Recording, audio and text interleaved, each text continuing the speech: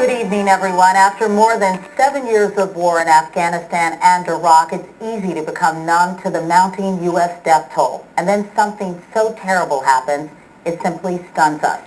And that's what happened today when word came that 5 American soldiers were killed in Iraq, not by the enemy, but by another U.S. soldier.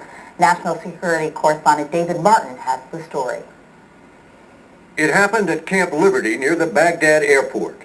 An American soldier walked into a combat stress center, a place where military men and women can go to seek help, and opened fire, killing 5 of his fellow soldiers before he was subdued. It's not the first case in this war of a soldier turning his weapon on his own, but it is the worst. Such a tragic loss of life at the hands of our own forces is a cause for great and urgent concern. The stress center had been set up for the express purpose of dealing with the explosion of mental problems caused by the repeated deployments and close-quarters combat of the wars in Iraq and Afghanistan. According to initial reports, the shooter, an Army sergeant, had gone there looking for help, got into an argument, left in such an agitated state that his weapon was taken away from him, but managed to get another one, came back, and gunned down the workers at the center. It does speak to me, though, about the need for us to redouble our efforts, the concern in terms of dealing with the stress. According to the most recent figures, 300,000 servicemen and women returning from Iraq and Afghanistan have reported a mental health problem.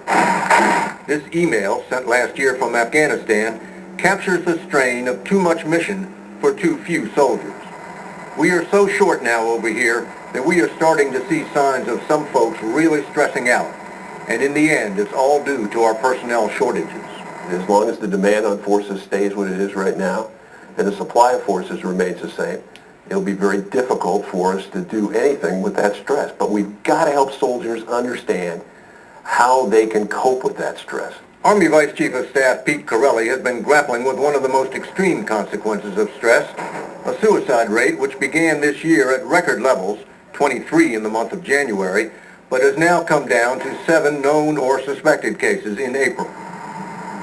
This was not suicide, of course, but murder. We don't know the motive of the Army sergeant who pulled the trigger, but it seems safe to say that both he and the 5 mental health workers who were supposed to help him were all victims of combat stress. Katie?